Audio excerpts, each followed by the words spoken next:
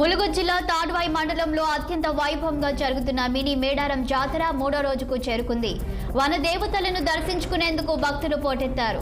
మేడారం భక్తజన సంద్రమైంది. తెలంగాణతో పాటు పలు రాష్ట్రాల నుంచి భక్తులు భారీగా తరలి వస్తున్నారు. గిరిజన పూజారులు ఆదివాసీ గిరిజన ఆచారం సంప్రదాయాల పద్ధతిలో వనదేవతలకు పూజలు నిర్వహిస్తున్నారు. బుధవారం ఉదయం పూజారులు సమ్మక్క సారలమ్మ, పగిడిద్దరాజు, గోవిందరాజుల గద్దెల వద్ద ప్రత్యేక పూజలు నిర్వహించడంతో మినీ మేడారం జాతర అంగరంగ వైభవంగా ప్రారంభమైంది. 4 రోజుల పాటు మినీ మేడారం జాతర కొనసాగనుంది. మినీ మేడారం జాతరలో ఆదివాసీ గిరిజన పూజారులు వనదేవతలకు పూజలు మాత్రమే నిర్వహిస్తారు. మహాతర సమయంలో సమ్మక్క సారలమ్మ, గోవిందరాజులు పగిడిద్దరాజును గద్దెలపైకి తీసుకువచ్చి ప్రతిష్ఠిస్తారు.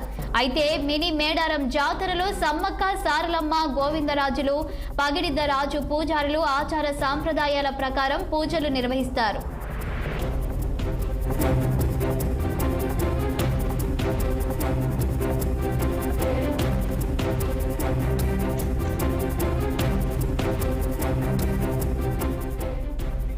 ఇక ఇదే అంశంపై మరింత సమాచారం మా వరంగల్ ప్రతినిధి కృష్ణ ఫోన్ లైన్ లో అందించడానికి సిద్ధంగా ఉన్నారు. Over to Krishna.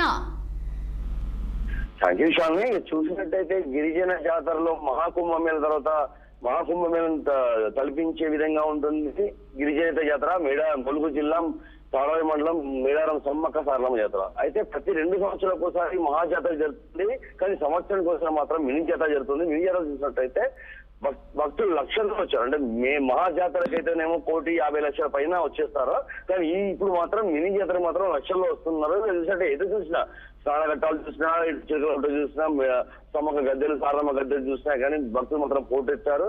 అధికారులు మాత్రం అంటే అన్ని విభాగాలకు సంబంధించిన అధికారులు అన్ని ఏర్పాట్లు చేశారు. ఎటు అంటే వచ్చే భక్తులు ఇక్కడ మన తెలంగాణ కాకుండా తెలంగాణ, ఆంధ్ర, ఛత్తీస్గఢ్, మహారాష్ట్ర నుంచి కూడా భక్తులు పోటెత్తుతున్నారు.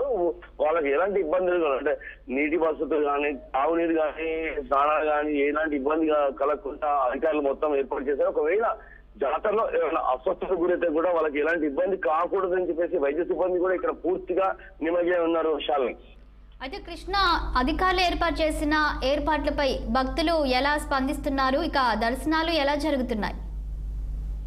ఇప్పుడు చూసినట్టయితే సుమారుగా 4 గంటల సమయం పడుతుంది భక్తులకు. అన్ని ఏర్పాట్లు అయితే బాగానే ఉన్నాయి. ఇక్కడ మేము ప్రత్యేకంగా ఇక్కడ మనం లైవ్ లో ఉన్నాం కాబట్టి చెప్పగలుగుతున్నాం. అధికారులు అన్ని ఏర్పాటు చేశారు. ఇప్పటి వరకు అయితే ఎలాంటి అవాంఛనీయ సంఘటనలు కానీ ఈ భక్తులకు కానీ ఎలాంటి ఇబ్బందులు జరగలేదు. ఇక రేపు ఈ రోజు సారలమ్మకు సమ్మక్కకు మొక్కులు అప్పచెప్పిన తదుపరి రేపు ఉదయం ఇద్దరు తల్లులను మళ్ళీ వనాప్రవేశం జరుగుతుంది. ఆ తర్వాత భక్తులు ఇక్కడి నుంచి బయలుదేరుతారు. అంటే ఇక్కడ రద్దీ ఉంటుంది. శాలిని, జాతర మహోత్సవం ఎలా జరుగుతుంది? సమ్మక్క సారమ్మల గద్దెల వద్ద ఏ విధంగా ఉంది? పూజలు ఎలా జరుగుతున్నాయి? ఇది ముఖ్యంగా చెప్పాలంటే గిరిజన జాతర, కానీ ఇప్పుడు గిరిజనేతల జాతరగా మారిపోయింది.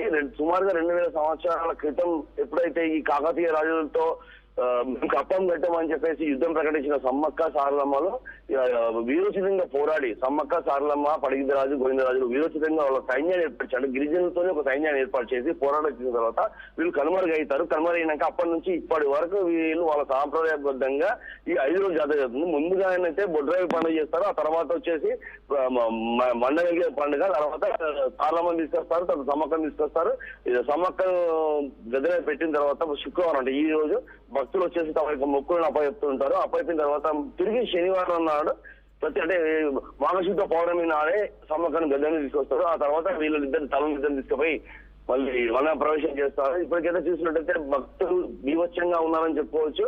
అన్ని ఏర్పాట్లు అయితే బాగానే ఉన్నాయి. ఇప్పటివరకు ఇలాంటి అవాంఛనీయ సంఘటన జరగలేదు. రేపటి వరకు అయితే జాతర ముగుస్తుందని చెప్పొచ్చు.